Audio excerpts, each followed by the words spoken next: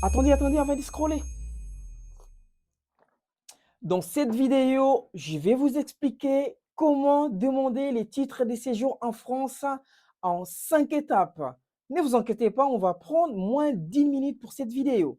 Voici en résumé des étapes pour demander un titre de séjour en France. Si vous n'êtes pas encore abonné, profitez-en parce qu'on va tous régaler. Première étape à savoir, d'abord, il faut être étranger et vouloir un titre de séjour en France. Et après, choisir quel est le type de titre de séjour que vous allez demander.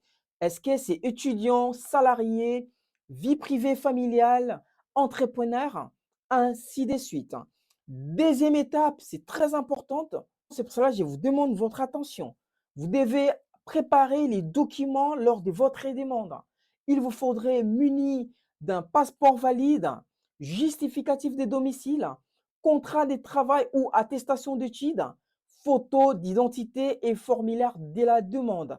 C'est très important parce que c'est à la base de ces documents qu'on va traiter votre demande. C'est pas fini, nous sommes dans les troisième étape, c'est déposer la demande. Parce que si vous avez une demande, il faudra à un moment les déposer.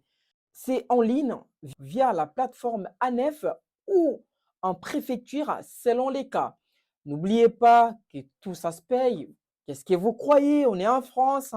Payez les timbres fiscaux.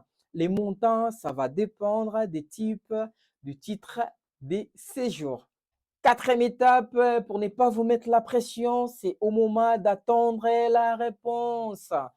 Vous devez normalement, après avoir déposé votre demande, lors de votre présence à la préfecture, par reprise d'empreinte, la préfecture doit normalement vous délivrer un récépissé pour prouver que la demande est en cours. Il y a certaines préfectures, bien évidemment, il va vous donner, par exemple, l'attestation de dépôt, mais je vous jure, luttez-vous pour avoir un récépissé. Évitez de ramener les adresses de CCAS quand vous allez à la préfecture parce qu'ils peuvent donner ça comme motif.